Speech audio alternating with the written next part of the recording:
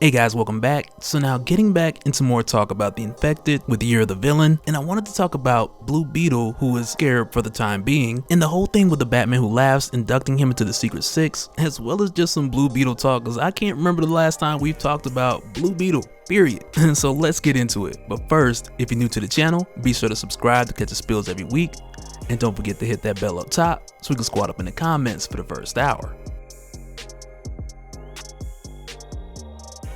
Alright, so starting with everything going on at this time in Batman and Superman, to where we've seen the Batman Who Laughs has orchestrated and put together his Secret Six. And low-key, I'm like still holding on to my theory of like this is the team that's gonna save the day. Against Perpetua, against Luthor, like I'm still holding on to that. And hopefully Hell Arisen will be that narrative coming to fruition, but that's something we'll just have to wait a couple weeks to see. But until then, just digging into this team just a little bit more, to where at this point we've done the most talk about King Shazam. After that, I would probably say Commissioner Gordon, who's pretty much your Batman Who Laughs miniseries leading up into Batman Superman, and then aside from that, more recently Supergirl, of whom we talked about her tie-ins along with the Batman Superman series, with the two very much going hand in hand, so it only made sense to put it all in one video. And in her case, there also is the addition of Supergirl Annual number 2, which more so just deals with what's going on in her head, and much of her memories from Krypton, and really just much of her regrets with how things ended with many people, with some that she didn't get to say goodbye to, and others who she didn't get to express affection for. Like, it's very character driven for the Supergirl fan, and we can get deeper into that if you like. Just let me know in the comments, but for now we're talking Blue Beetle.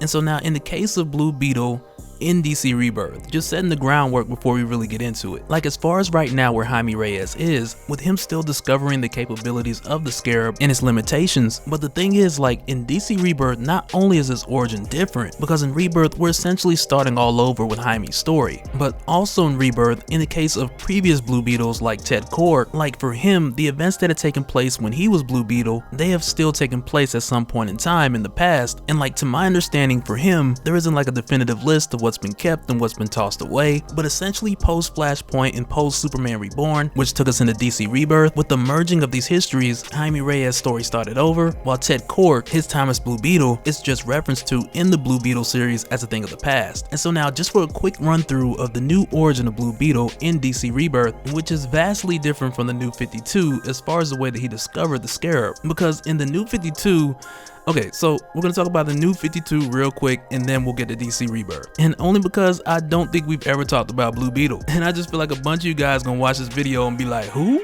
But in the super quick recap before the recap, back in the New 52, Jaime Reyes had came across the Scarab when he had taken this backpack which the Scarab was inside of, but with him taking this backpack from two groups who were fighting over it, one of the dudes go after him, they shoot a knife at him, which goes through the backpack, hits the Scarab, and boom, Jaime Reyes is Blue Beetle in the New 52. But so now in DC Rebirth, and it's totally different, because in Rebirth, Jaime is just hanging out with his friends Brenda and Paco, and at the time they were just hanging out by the river like the day before school, and they see a Scarab in the river, and at the time Paco, who's the first one to see it and the first one to check it out, and when he picks it up, it actually rejects him, and with the other two not really knowing what's going on, Brenda goes to help, and it also rejects her as well, which kind of gave us this process of the Scarab being more selective of who it would choose rather than just taking anyone, just controlling their mind and moving forward. But in this case, when it got around to Jaime, it selected him and bonded with him immediately. But not long after this happening, he had taken it to Ted Kord, and initially Jaime just wanted it gone, like he just wanted it removed. But the issue with doing so is that Ted noticed that if he were to remove it, all of his diagnosis say that it would kill Jaime in the process. So in the meantime, in between time, Jaime just acted as hero, and Ted, with his previous experience, he was more so just man in the chair. But also in Rebirth, there are other things that are explored about the Scarab. In addition to its alien history, there's also a bit of magic to it as well, which is something we learned in the Blue Beetle series via Dr. Fate. But jumping forward to where this intertwines with the Batman Who Laughs,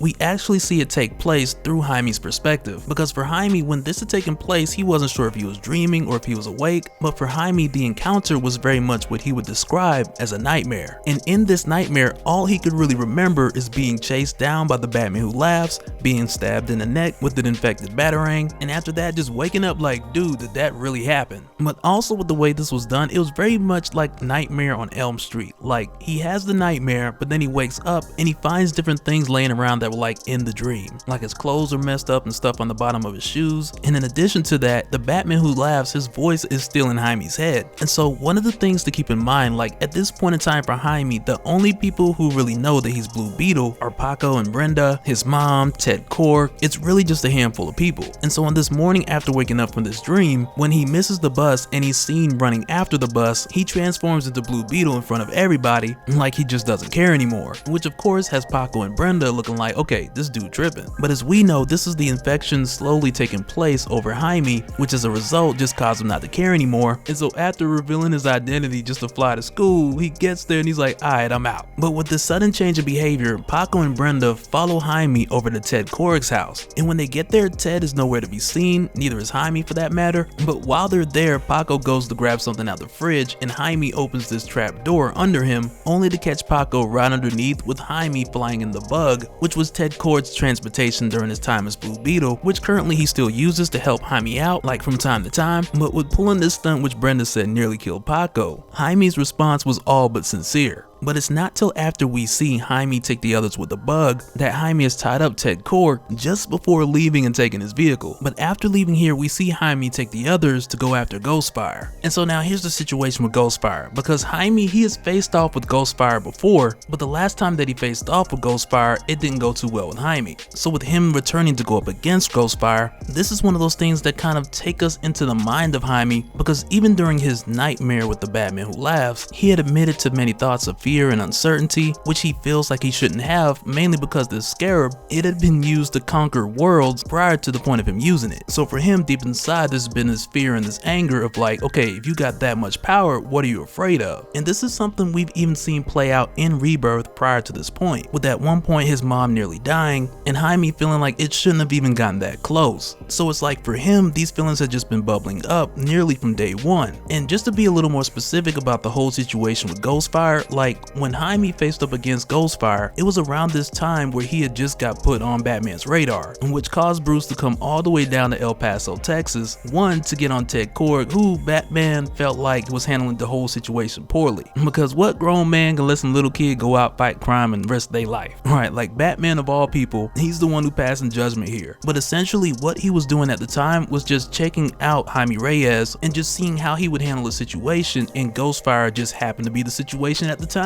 But eventually Batman felt like Jaime was taking too long to take down Ghostfire, and that's when Batman stepped in and ended it like in seconds, like literally. Like he just hit him one time with a bat punch and he was done. But with this happening, it bleeds into a couple things, because one, it goes into what Batman was telling Superman back in Batman Superman, because it really had been from this time forward where Batman was keeping an eye on Jaime and really making this decision whether he thought that this power was something this kid could handle, which at the time Batman said that the kid has potential, so he'll just keep an eye on him. But for Jaime, fast forward into the Infected, it's one of those things that you find out that he just doesn't let go of, because this time around when he goes after Ghostfire, not only does he beat him to submission, and for a while Ghostfire gives up, but when Jaime tells him that he isn't done, Ghostfire goes at him one more time with everything he's got, and though it does hurt Jaime, he once again hears the voice of the Batman who laughs, who tells him that he can push through it, and also telling him that this fire cannot kill the Beetle, and though it hurts, just let the flames wash over you. And if Jaime leans into the pain and into the infection, with the infection being designed to allow him to fully be unleashed, then after this he would truly be unstoppable. And this completely caught Ghostfire by surprise, because for one, he don't know who Jaime talking to, and two, he just hit him with the flame.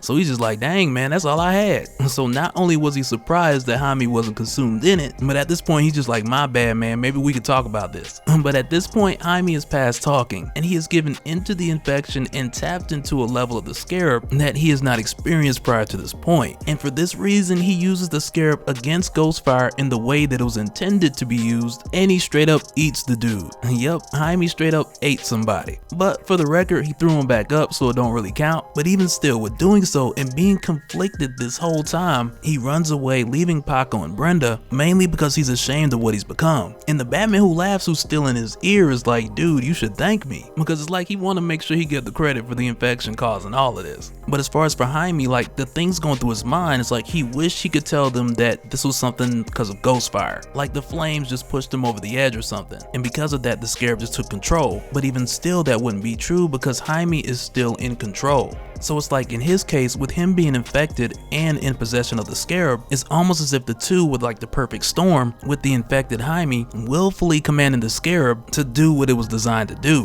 which is pretty nuts because it's almost as if Blue Beetle has been a hero's mind trapped in a villain's body this whole time. But that'll do it for this one, guys. I gotta tell you, like, as bad as it seems, I'm really counting on these guys to save the day. And sure, they beat up gods and attack sacred cities and eat people, but at the end of the day, maybe the universe needs a little bit more of that. Because I'm pretty sure the Batman Who Laughs is gonna destroy Perpetua and Lex Luthor with this group. Or at least I hope so. But let me know your thoughts down in the comments below, and we'll do it again in the next one. Alright, later.